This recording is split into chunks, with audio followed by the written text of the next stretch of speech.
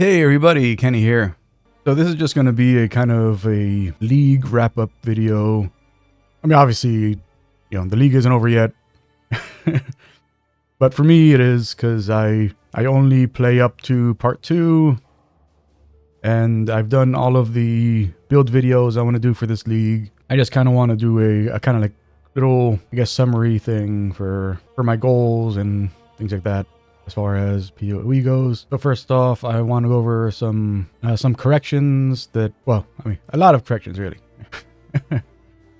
Actually, let me load up my Scion, since a lot of those corrections have to do with character. So as some of you have been kind enough to point out, I was misreading, well, actually no. So the case isn't that I was misreading Petrified Blood. The case is that since I was a kid, I've had this thing where sometimes I'll be reading something and I'll read it and I'll read it and I'll read it and I'll read it. And no matter how many times I read it, I won't comprehend what I'm actually reading. So in this case, that stanza at the bottom about skills gain a base life cost equal to 40% of base mana cost while not on low life. I kept reading that over and over again, and it did not stick as to what I was looking at. But that was the reason why all of my skills had a mana cost to them. I was just kept on just reading Petrified Blood, and it was right there in front of me the entire time. The other big correction is what I want to call my Kramer moment. Because if any of you are fans of the show Seinfeld, then you may remember there was an episode where like every time they were going anywhere, Kramer would always be late. And then they'd ask him why he was always late, and he was saying that he was in the shower. And they asked him what he was doing in the shower, and he explained that he would take like 2-hour showers. And so they told him that he needed to stop taking so long in the shower, so he tried to speed things up and would end up like showing up like and be fully dressed, but somehow still have all of the soap suds and be wet everywhere. And that's kind of what happened here. Like I record, like, so all of my build videos I record probably 5 or 6 times before I upload the shortest one. That's how I always judge it. Whichever one is the shortest is the one I upload. But for my Scion build video, the shortest one, I forgot to go over so many things as to what this build was about. I never even actually explained the way the build works in that version of that video. And it's probably the only version of that video where I didn't explain it. And I didn't realize it until I watched my upload on YouTube. I was like, wait, I didn't actually say why it is that I'm using curse auras in this build. I explained that I went and I got Whispers of Doom so I could have an additional curse aura. And I explained that I was using Spectral Helix and cast on Critical Strike to cast Hex Blast. I didn't explain why I was using auras and that setup, which was the whole basis of the build. You see, like, I did a lot of testing and realized that Impending Doom tells you that you basically do the same thing as Hex Blast, but it occurs every time a hex ends. So you can use it without having to actively cast something like Hex Blast. But there is a cooldown to it, so you can't just like regularly do it all the time. But Hex Blast doesn't have a, Hex Blast is a skill, even though like it does have a little cooldown because of the fact that we are using a cast on Critical Strike to use it. But the whole idea was, I wanted to do a Hex Blast build, but in a different way. Actually, no. Actually, I wanted to do an Impending Doom build, but realized that like, because of the limitations on Impending Doom, you can't use it to be triggered by anything. So since I couldn't do like a triggered Hex Blast build, Doom Blast build, I decided to do a triggered Hex Blast build. And so while I was doing my testing, I realized that even though you can't trigger Impending Doom using Hex Blast, you can trigger Hex Blast using your curse auras. Because even though like curse auras cannot cast Impending Doom, like like if like when you're seeing the curses go on the enemies with Impending Doom, you cannot set off curses that way. So like if you were to just like leave their area and let it expire on them, like that would not set off Impending Doom. But Hex Blast, it does work. Like with Hex Blast, it will actually do the full upgraded Hex Blast effect. So even though you're seeing 1000 average damage, it's actually doing the 100% more damage if it hits an enemy that is hexed. That combo actually works. So if you go into an area where enemies are hexproof, or you run into a rare mob or a magic pack where the enemies are hexproof, then you cannot deal the additional damage, but you'll still deal the average damage of the Hex Blast. So that was like a major thing that I completely forgot to mention when I was going over the build. Another obvious thing here, like I've made some changes to the build. I'm not using those axes anymore. And the reason for that is I made quite a few changes to this character since I posted that video. After I watched it through, like even though I have a strict rule for myself that I don't let myself go through part 2. So none of my characters like are characters that will run all the way to Act 10 and then start doing maps. That's not why, I don't like I do these because I love playing this game, but I don't like the headache of going through the later stuff. I did it a few times with some other characters, some of them that I deleted. And for the most part, I only like doing up to part 2 because I feel that that gives you the best basis for making a build.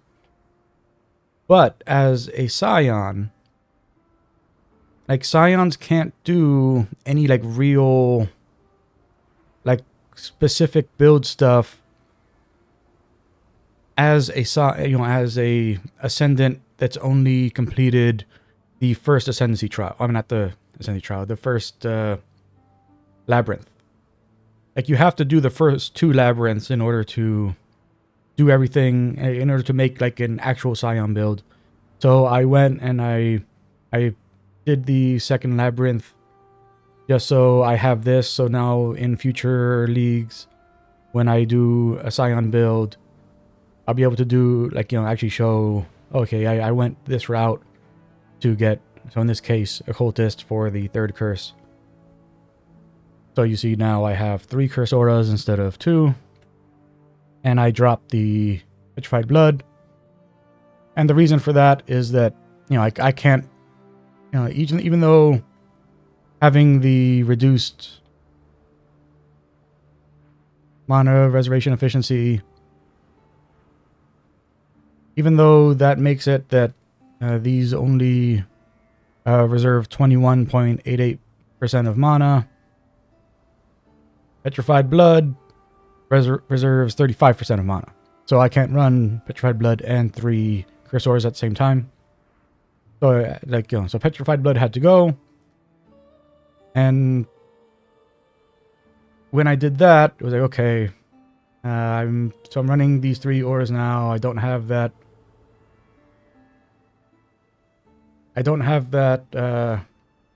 that good source of damage mitigation anymore. So if I'm taking more damage, then I need to be dealing more damage. Was the kind of direction I went in. I was like, okay, so if I need to be dealing more damage with this build, then I was okay, like we can't rely on the flask anymore if we want to make this sustainable. So what can we do? So I was trying to like add some mana leech to the build, which is where this Slither Pinch came in. But I couldn't get the Slither Pinch to roll with the same mods that I had, with the same links that I had on these gloves here. These are the gloves I was wearing before. These were my Ascendancy gloves. But I couldn't get it to roll 2 green, 2 blue. But I wanted to have the extra critical strike, and that was when I switched over to 2 daggers, because these just happened to drop while I was doing my testing. And they just rolled, like some mirrored daggers dropped. And the damage on the daggers isn't anything special. But since they were mirrored and happened to have lightning damage or spells on them, that made it that, they made Hex Blast even stronger than what it was before. And since they are daggers, they have the increased global critical strike chance on them. It made it that, I was able to lose this increased critical strike support gem without losing out on the crit chance that I was depending on to be able to regularly cast Hex Blast. And since I have this red slot now, I was able to switch over to Life Tap. And since this is a build that is running Vitality, Stone Golem, and has some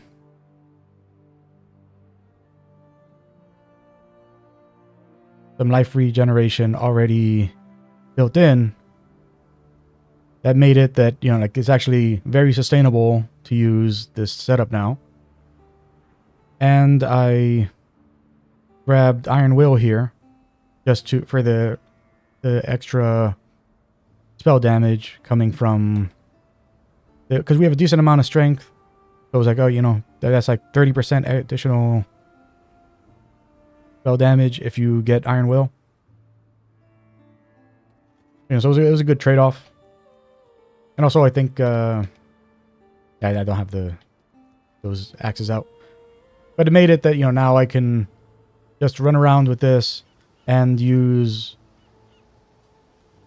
Hex Blast without needing to worry about running out of mana.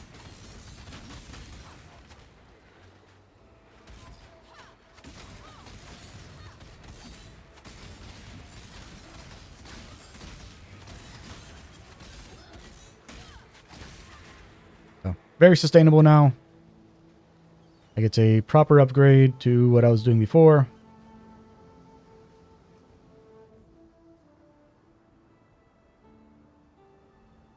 Oh, and this pyre here,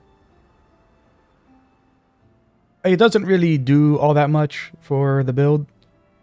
Like, like its main contribution is that... Actually, do I have any cold damage happening anymore? I don't think I do. Because before I had cold damage. So, I guess... no, that's fire. I don't think I have any sources of cold damage anymore. So this isn't actually really doing much for us anymore. Because, we have fire damage on our daggers, so they can still crit Ignite, which would be affected by the increased burning damage of the pyre. But mainly the main purpose of the pyre now are those resistances that it has. Whereas before, like, the main reason for the pyre was that it was converting cold damage to fire damage. It kind of diversified the output a little. And I don't think I went over this ring here. So I had this, I put on this crit ring for the additional crit chance. And it also had some good resistances on it. And this is I think this amulet I was wearing before. And I think I had crafted on that resistance back then as well, when I ran my Scion build last league that I didn't recommend. I think that was on there. And then I updated the helmet and the boots because this character was not doing well in the Ascendancy trial. Because, like, the first part of the Ascendancy trial is always the little golems.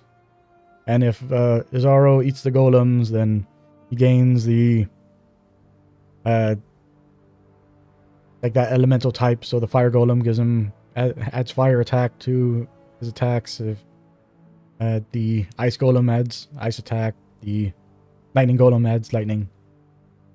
So like my defenses weren't good. So now like they're pretty good except for lightning. I was just like that was like the main improvement gear wise that I did was improving those resistances.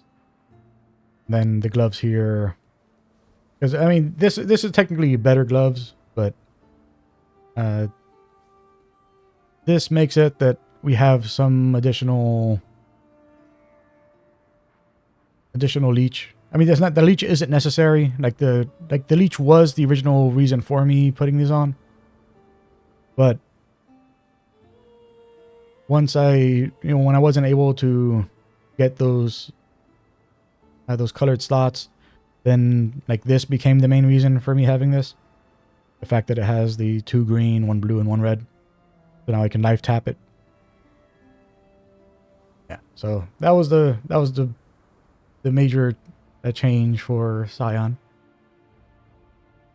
Aside from that, like my hopes for the next league, like since as you can see here, I have one of almost everything just sitting around. So all that's really left are a Juggernaut, a Chieftain, a Deadeye, and the Raider. I used to have the Deadeye and Raider, but neither one, I didn't like either of those builds that I had for them. So when I got full up on character slots and had to start deleting, I just, those were some of the first that I just dropped. My Pathfinder, hopefully next league they add a new flask skill. And if not a new flask skill, then they add a support that makes flask skills work a little different. Because the thing is that, like I mentioned, like my Pathfinder is using forgot the name of the skill.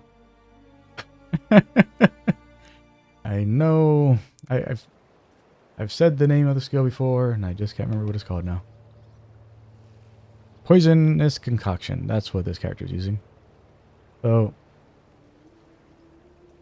my Pathfinder is using Poisonous Concoction, which, is a fantastic skill, but there's a million guides up for it, which is why I never show this character, and I haven't bothered bringing them up to part 2. So hopefully they add some new support for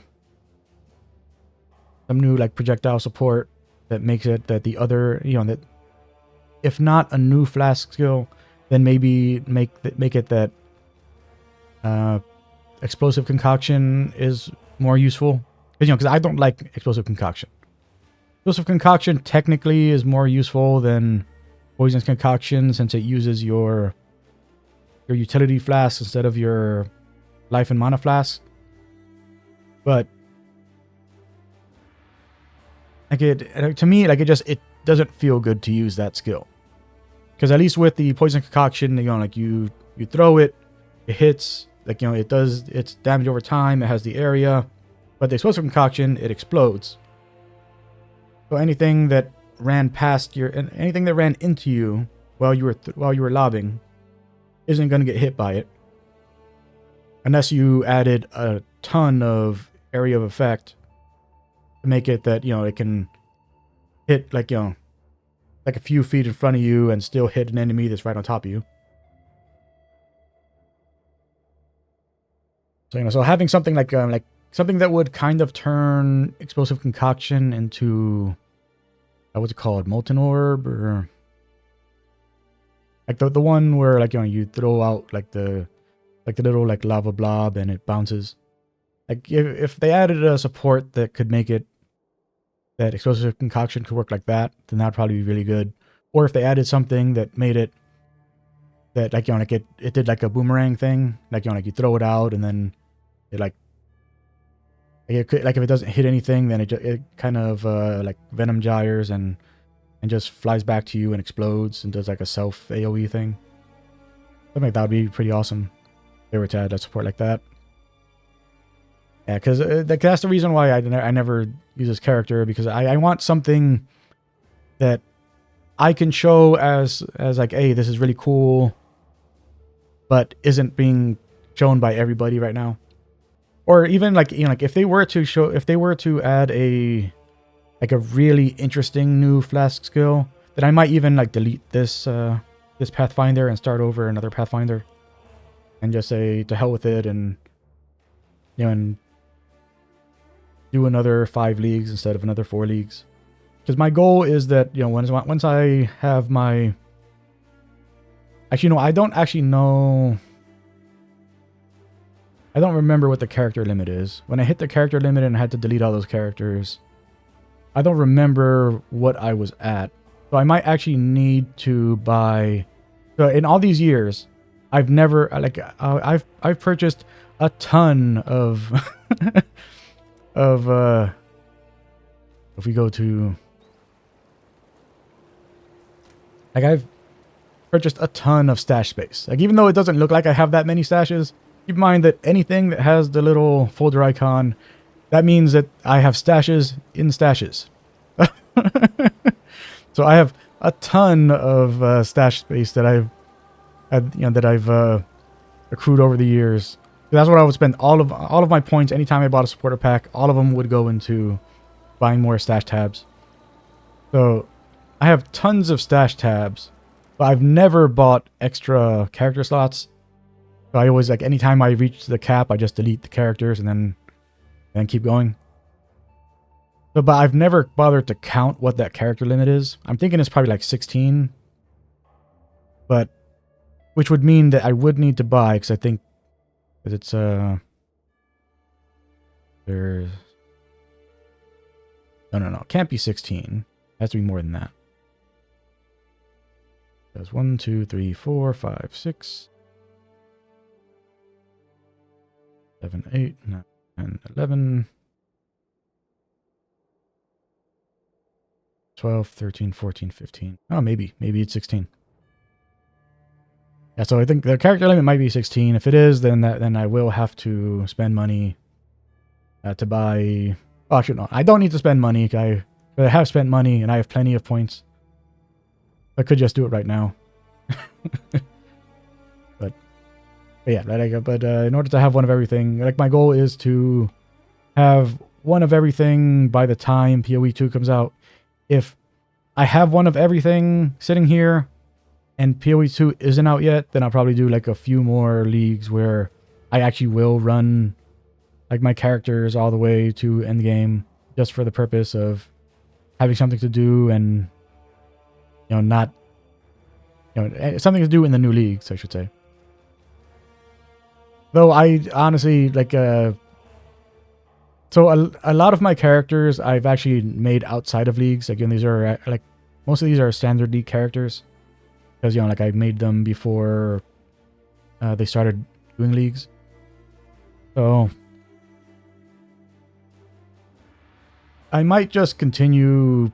I might just say to hell with to hell with leagues in general, and anytime I make a new character, just do them in standard, so I have access to all of the stuff, and I don't have to start over each time.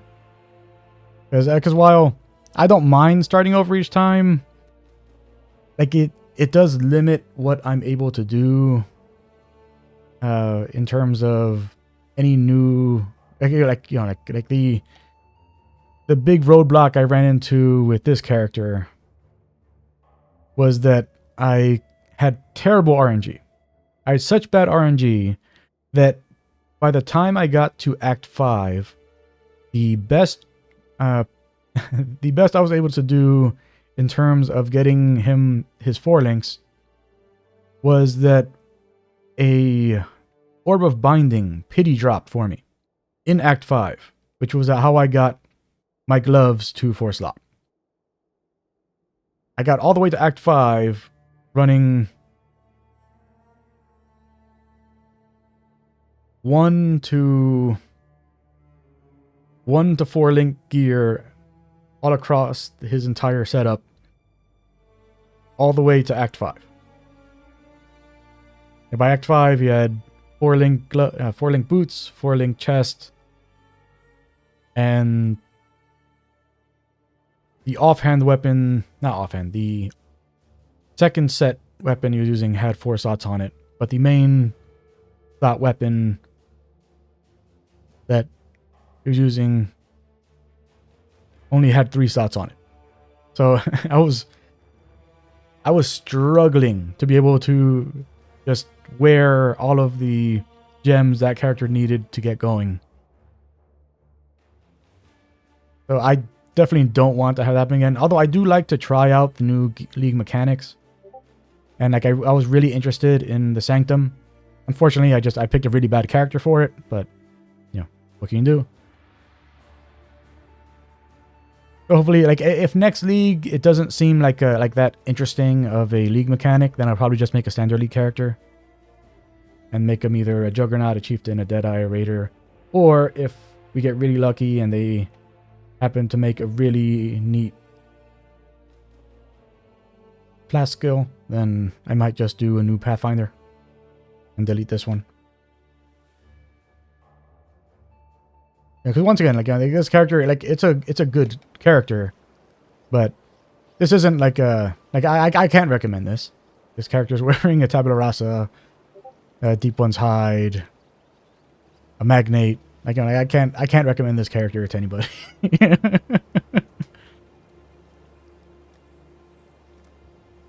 Because it's not reasonable to expect people to have stuff like that when they're running anything. Oh, actually, another thing that I forgot to mention when I was showing my Scion. So someone else left me a comment, and it's something that, once again, it's something that I've said in my other videos, and I probably said it in, actually no, I know I said it in one of the versions of my Scion build video that I didn't use. It was one of the many things that I forgot to say when I made the one where I got it down to 22 minutes. I think the longest one was around 50 minutes.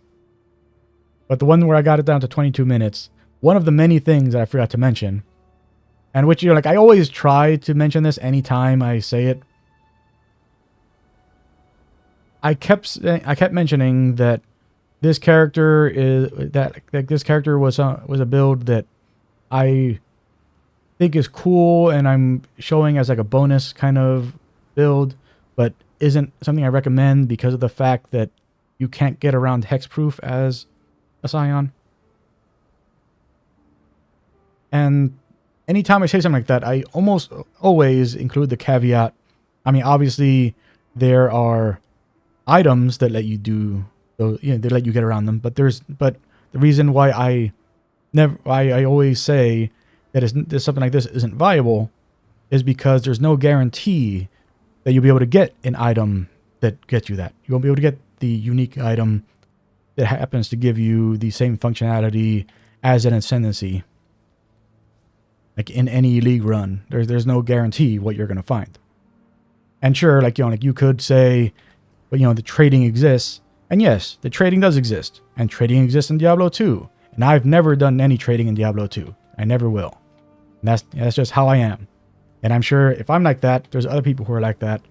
And so it's not reasonable for me to make any assumptions that someone is willing to do trading to get something like a special unique. So I will never recommend any build which was actually, yeah. So the thing that got me on this topic was when I was showing my Pathfinder just now. Like that specific thing is the reason why I don't recommend characters like that. Because like that setup is something that does actually make the character. Like having a full 6-thing setup with poison concoction is what makes it viable. Like sure, you could do poison concoction on a 4-link and it wouldn't be bad. But anytime you're doing any of the concoctions, if you're not doing a full 6-thing setup, then it's just without any like really special uniques to assist you, like it's not going to get you all that far. It's just not gonna work all that well. So you want a 6-thing setup, which is why I'm not going to recommend this character, because if you watch any build guides on poison concoction, and unfortunately this is the case for just about every build guide you're going to see on Path of Exile on YouTube. They're all going to be recommending some 6-link setup. Actually, in many cases, like 7 or 8 link setups, which aren't what you think. Like, like if you think I just lost my mind and made up extra link slots, well, that just means that you're using uniques that add the effect of if you were to have an extra support slot for another support gem, you could link to that weapon. I mean, and not weapon. You could link to the skill that you were using. That's all that means. That's not a. That's not like assuming that there's like secret slots that you can put on weapons and gear. It just means, you know, you have the effect of that. Like if you were to somehow get a 6-link,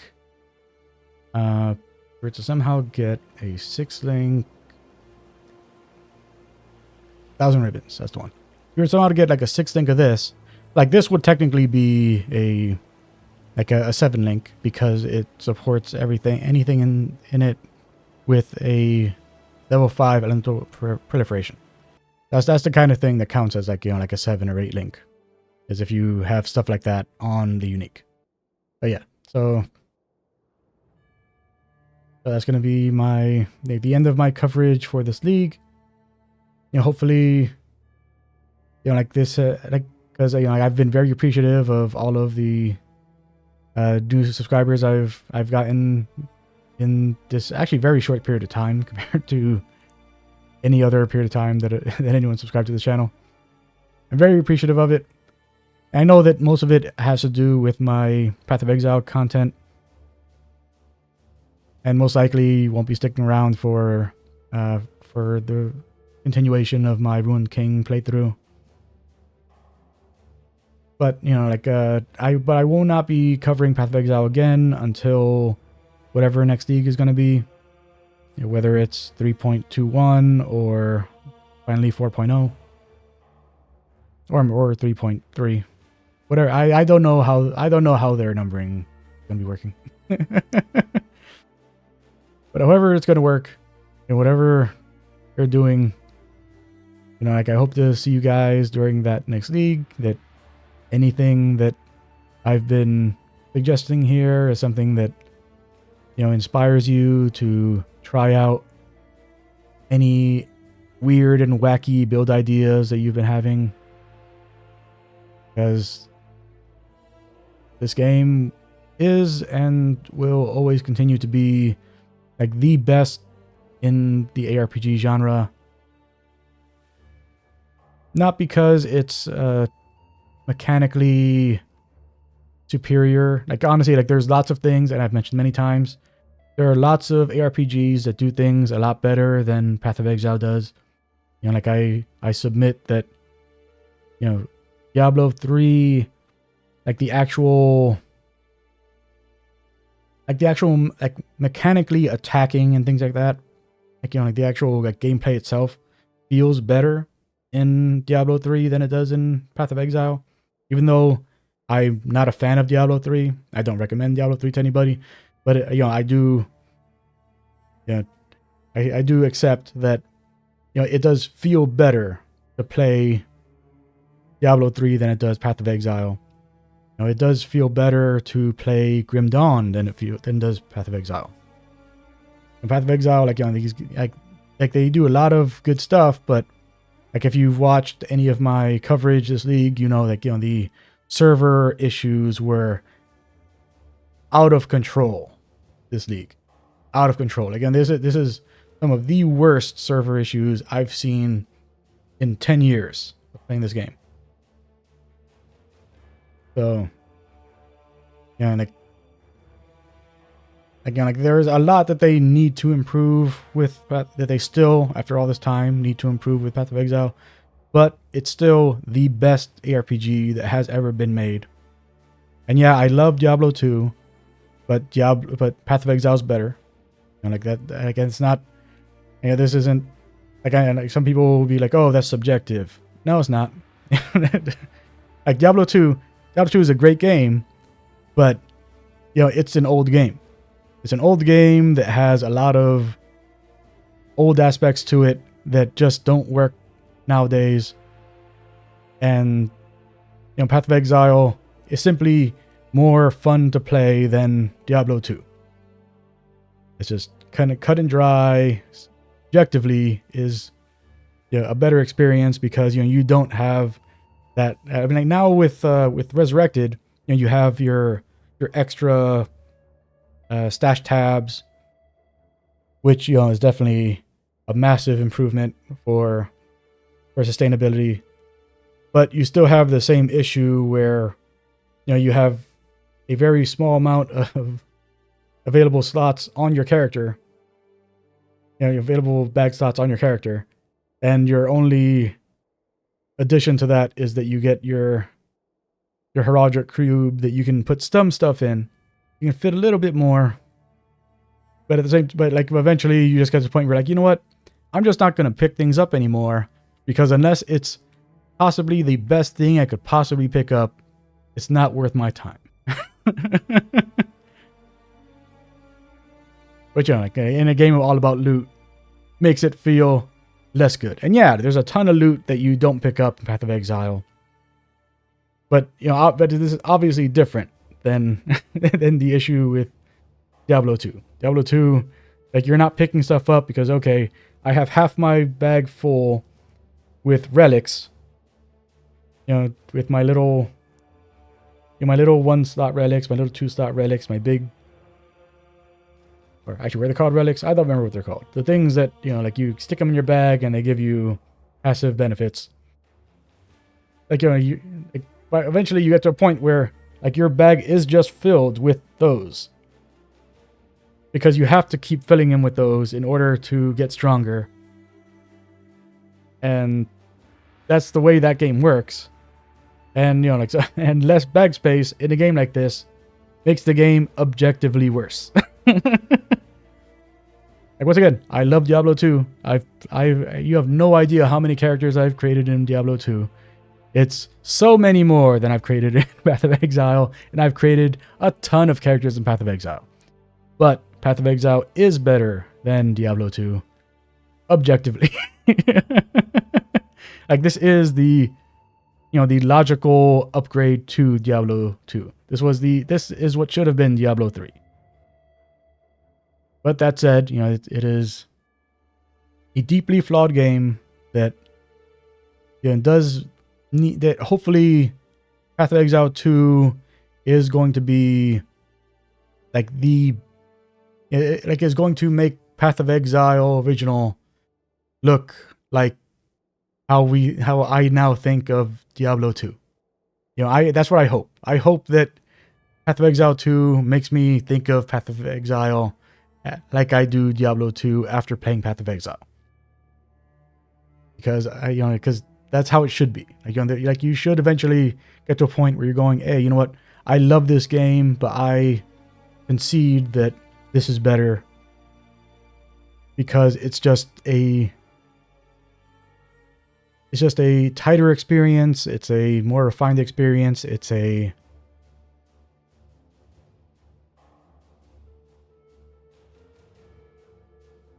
The word I've been trying to get to this whole time, it just keeps eluding me. Where something just feels right. It's I don't know, not ergonomic. More intuitive. I don't know. Actually, definitely not more intuitive. That's for damn sure. That's a major failing of this game. One of the biggest things they need to fix is you have a million things that have been added because of leagues, and only people who have played those leagues know what those things are. And for everyone else, it's okay, so now this thing's happening. I don't know why it's happening, but I guess it's cool. I guarantee most people who play Path of Exile don't know what the Delirium mirrors are. Don't know that they are Delirium mirrors. Maybe one day they'll open up the help tab and they'll see all of the little tutorial pop-ups that you can go through that explain all of the league stuff. But like those aren't explained by the game at all. Like you get all of this league stuff that shows up that you don't know why they're there.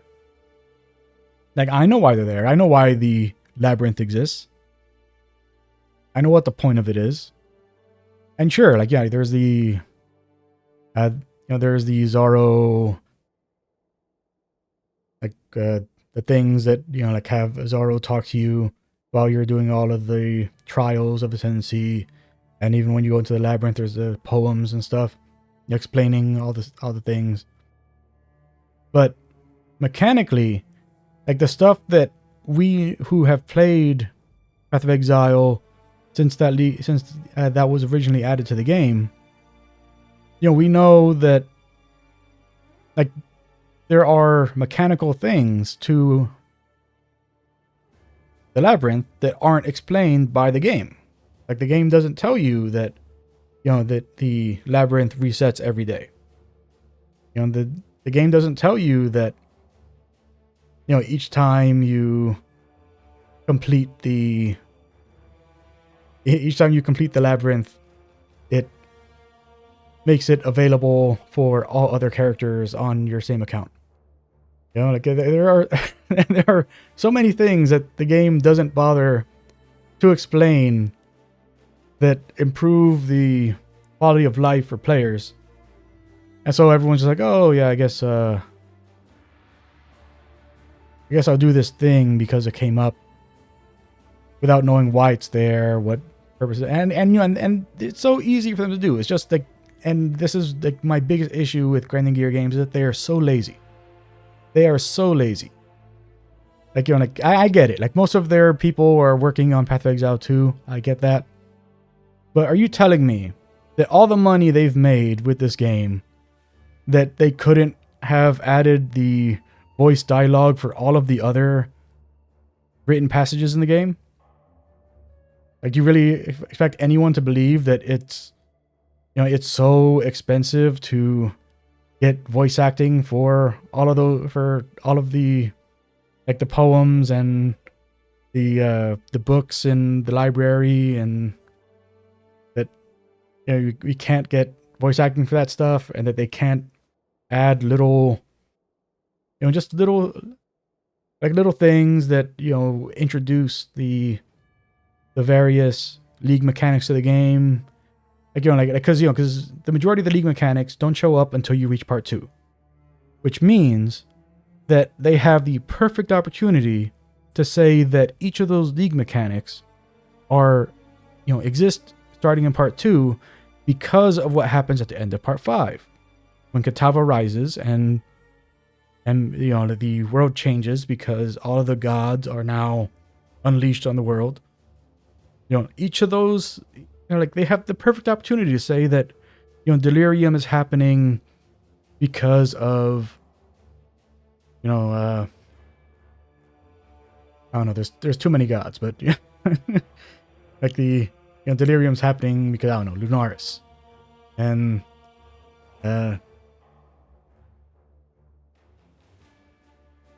the abyss is happening because of sin. The they have ways of saying that this is because this god has influence in the world. And it's there. It's right there. All they had to do was say, like the first time you run into it, or like you have just like an NPC that's just sitting there, that's like standing out on the field, and like you're running towards them, and they say like, oh, I don't know, Lunaris, I pray to you, and then all of a sudden, like the mirror explodes in front of explodes in front of them, and then like that person gets grabbed through the mirror and sucked through, and it automatically initiates the first the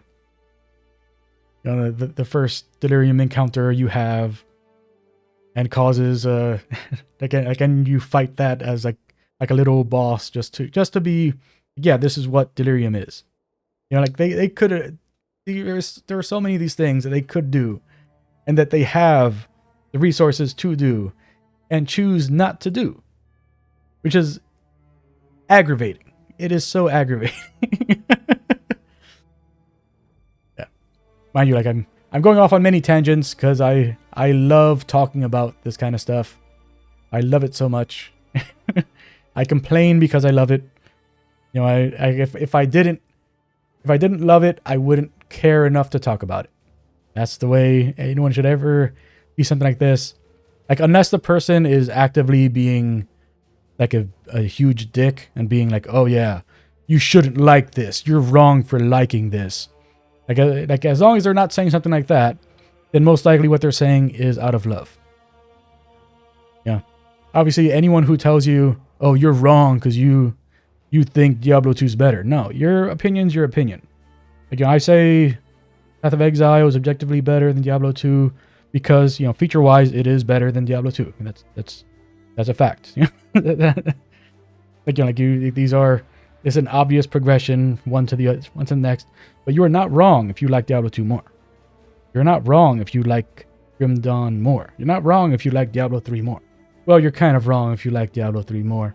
But that's just me being salty about about Diablo 3 not having met my expectations when that first came out, because I bought the collector's edition, and and then I couldn't even play the game for the first week that it was out because of all the server issues. And the fact that it was a game that had server issues, even though we all expected that we'd be able to play it offline. Yeah, I don't want to get into that, but yeah. But you're never wrong if you like something. You're only wrong if you tell people they're wrong for liking something. Unless the thing they like is objectively